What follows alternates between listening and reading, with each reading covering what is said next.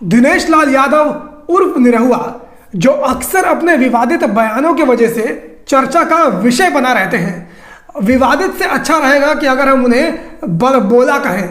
अक्सर वो अपने बड़बोले बयानों के वजह से चर्चा का विषय बने रहते हैं। आप सभी लोगों को याद होगा, जब वे अखिलेश यादव के खिलाफ पहला आजमगढ़ में चुनाव लड़ रहे थे, उस वक्त भी दिनेश लाल यादव उर्फ निरहुआ ने कहा था कि मैं वो शख्स हूं जो भगवान के लेखा को भी मिटा सकता हूं।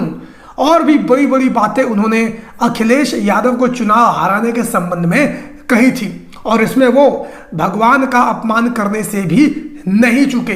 तभी लोगों ने समझ लिया कि ये कितना बड़ा बड़बोला व्यक्ति है। जब ये भोजपुरी इंडस्ट्री में थे, इनका काफ़ी ज़्यादा नाम था, काफ़ी ज़्यादा सम्मान था, और यादव समाज के लोग इन्हें बहुत ज़्यादा प्यार करते थे। यादवों का इन्हें गौरव बताने का काम करते थे। लेकिन जब से ये भाजपा में गए हैं, उसके बाद से ही लगातार ये यादवों के ऊपर अमर्यादित टिप्पणी करते ही जा रहे हैं। भाजपा में जाना कोई दिक्कत वाली बात नहीं है। हर इंसान स्वतंत्र है, किसी भी पार्टी के अंदर जा सकता है, किसी भी आइडियोलॉजी को वो अपना सकता है। दिक्कत यहाँ पर आती है जब आप पार्टी में जाने के बाद अपनी ही जाति के लोगों को भला बुरा कहने लगे, अपनी ही जाति का मान सम्मान गिराने लगे। अरे आप देखिए, मनोज तिवारी और रवि किशन, ये दोनों भी पहले भाजपा में नहीं थे। रवि किशन ने जौनपुर से कांग्रेस की तरफ चुनाव लड़ा था, फिर उसके बाद मनोज तिवारी ने समाजवादी पार्टी से गोरखपुर में चुनाव लड़ा था। उसके बाद ये लोग भी भाजपा में शामिल हुए, लेकिन आज तक कभी भी इन लोगों ने अपनी जाति के विरोध में कोई भी बात नहीं की है। ये लोग अपने मुद्दों की बात करते हैं, राजनीति करने का काम करते हैं, अपने विरोधियों के ऊपर निशाना साधते हैं, लेकिन कभी अपनी जाति को बदनाम करने का काम नहीं किया। आपको बता दूं कि ये दोनों ब्राह्मण जाति से आते हैं, लेकिन क्या आप लोगों ने कभी सुना कि इन लोगों ने ब्राह्मण जाति का अपमान करने की कोशिश की? नहीं की। लेकिन दिनेश लाल यादव ये जब से राजनीति के अंदर गए हैं, जब से भाजपा में गए हैं, उसके बाद से लगातार यादवों का मान सम्मान गिराने में लगे हुए हैं। अरे आपको राजनीति करनी है, आप राजनीति कीजिए, क्यों जाति को टारगेट करते हैं? आपको याद होगा ना कि हाल ही में इन्होंने चंदौली के अंदर क्या बयान दिया था। इन्होंने कहा था कि असली यादव देश के, बाकी बचे अखिलेश के। यानी यादव समाज को इन्होंने गद्दार बताया, उनको देशद्रोही बताने का काम किया। अरे क्या मतलब है कि बाकी बचे अखिलेश के?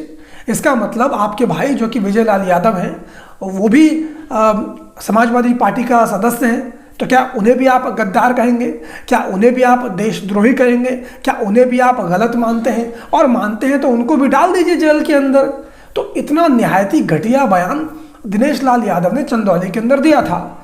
उसके बाद से लगातार यादव समाज के लोगों ने पूरे प्रदेश के अंदर इनके पुतले फूके, इनका विरोध करने का काम किया, इनसे माफ़ी मांगने के लिए कहा गया, लेकिन अभी तक इन्होंने यादव समाज के लोगों से माफ़ी नहीं मांगी है। और जब से उनका ये बयान चर्चा का विषय बना है, लोग खोद खोद कर उनकी पुरानी बातें उन्हें याद दिलाने का काम कर रहे हैं। हाल ही में आजमगढ़ के अंदर जो उपचुनाव हुए थे, इन उपचुनावों में भी दिनेश लाल यादव ने यादव समाज को अपनी ओर आकर्षित करने के लिए, यादवों का वोट हासिल करने के लिए इन्होंने बोल दिया था कि मैं अहिर रेजिमेंट बनाऊंगा, मुझे चुनाव जितवा दीजिए। जिसके बाद यादव समाज के काफ़ी लोगों ने इनका सपोर्ट किया था और इन्हें कुछ वोट भी दिए थे।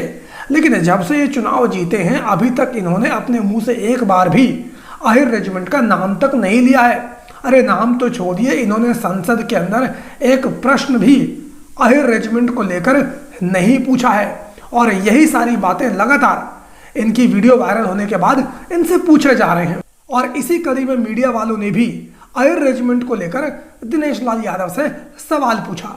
आप देखिए कि दिनेश लाल यादव ने क्या जवाब दिया है। दिनेश जी, आपने यूपी तक से सबसे पहले बात कही थी और उसमें एक बड़ा ही ट्रोल होता है, वो सवाल बार बार पूछा जाता है, हर खबर में पूछा जाता है, अहिर रेजिमेंट को लेकर आपने वादा किया था।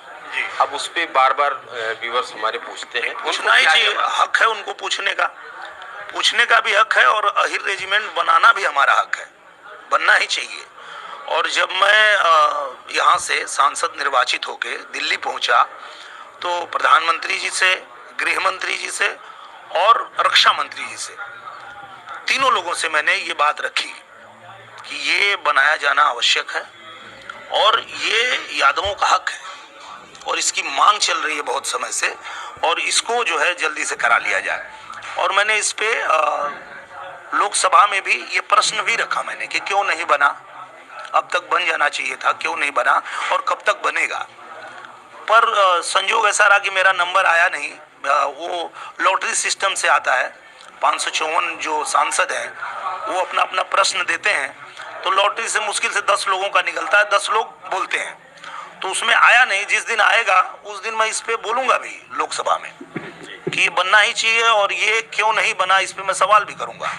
जब मैंने प्रधानमंत्री जी से, गृह मंत्री जी से और रक्षा मंत्री जी से, तीनों लोगों से अलग अलग मिलकर जब ये बात रखी तो उन लोगों ने भी यही बात कहा कि ये सेना का मुद्दा है, ये सेना का काम है और सेना ने अभी कोई भी नया रेजिमेंट बनाना बंद किया हुआ है, अभी वो बना नहीं रहे हैं, पर इस पे हम लोग बात करेंगे।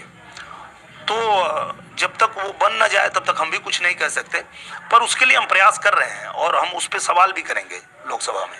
जी, तो जो हमारी जनता है, जो आपके प्रेमी है, वो पूछ रही है बार बार सवाल, तो उनको आप हमारे यूपी तक के माध्यम से यूपी तक के माध्यम से ये कहना चाहता हूँ कि अहिर रेजिमेंट की जो मांग उठ रही थी और लंबे समय से उठ रही है, चुनाव के दौरान वो लोग मुझसे मिले भी थे, तो मैंने कहा था कि हाँ, इस पे मैं भी सवाल उठाऊंगा, मैं भी बात करूंगा और इसको हम लोग बनवाएंगे।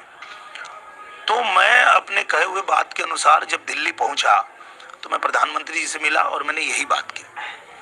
मैं जब गृह मंत्री जी को मिला तो मैंने यही बात की, कोई दूसरी बात नहीं की। जब मैं रक्षा मंत्री जी से मिला तो उनसे भी यही बात की, कोई दूसरी बात नहीं की। एक ही सवाल था मेरा तीनों लोगों से कि अहिर रेजिमेंट क्यों नहीं बना और ये बनना चाहिए, यादवों का हक है और इसको बना दिया जाना चाहिए और आप लोगों से मैं निवेदन करता हूँ कि इसको बनवा दीजिए।